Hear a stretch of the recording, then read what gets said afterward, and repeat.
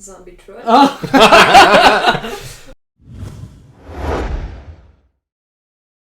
Alright, so we've all seen Troy, where, spoiler alert, if you haven't read the Iliad, which has been out for centuries, so you should fucking know how it ends, Brad Pitt, aka Achilles, by his lesser-known name, is shot, basically the story of Troy falls, okay? And Brad Pitt goes into the city of Troy, gets shot in the ankle, and, is eventually shot multiple times with arrows and dies. So... Still pisses me off that the biggest bitch in all of Troy is the one who puts the arrow in his ankle. That's what happens. Paris. That's what happens in the Iliad too, though. I know, but he is the biggest little girl. He takes another guy's woman. Wrong. He takes a much stronger guy's woman. Stupid. And then what does he do? He runs home.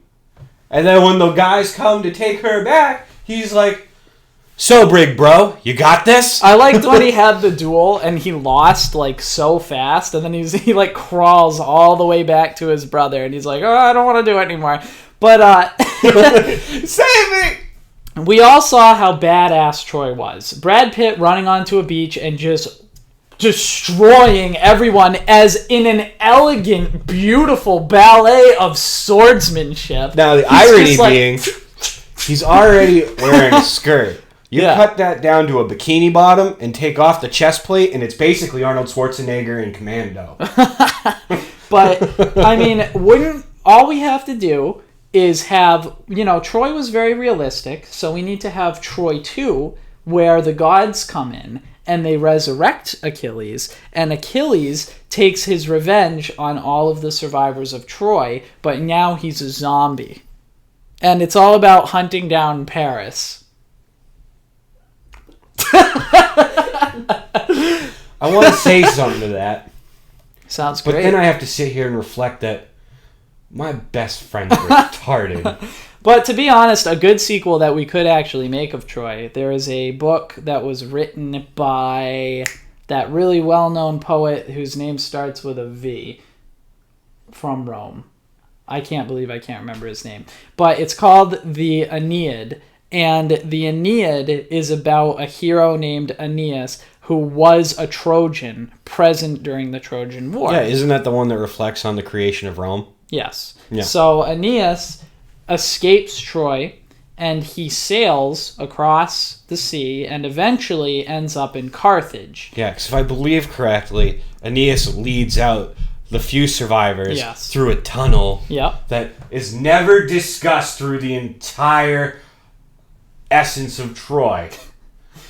But somehow it's like Star Wars with their fan fiction. Though a lot of it's regarded as part of the universe now. They're just like, well, I want more, so I'm just gonna make up my own shit. But what's cool is the Aeneas really is an amazing book. It is. It honestly might be more entertaining than the Iliad, or probably right on the same level. It's very cool to read. It's written from a Roman perspective, so it is a little more revisionist. I feel like it's very cool. I feel like this could lead for one of those interesting scenes, have a regular occurring scene in the movie where they're traveling through the woods at night and you just hear zombie Brad Pitt going Well, what would be really cool in the distance in the woods. We completely follow the Aeneid. So Aeneas goes to Carthage. He has that whole marriage. He defends the city of Carthage, and then he leaves Carthage and lets them get destroyed, setting up that whole Hannibal attacking Rome in the future bullshit.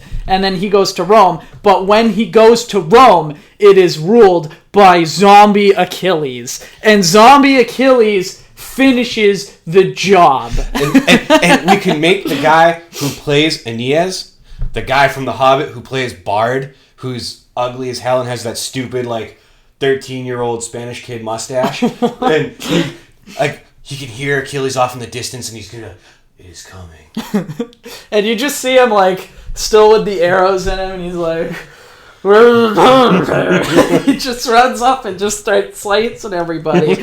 And that would be fucking epic. Yes, he's gonna hobble up he's broken, you're gonna hear a bone snap in his step. And then as soon as he gets to them, he's got the agility of a freaking ninja, just like... And at the very end, you just see Paris's head on a table. Like, he just looks at you and goes, "It is done." And then dies. Now you know. Yeah. Now you know who you are fighting.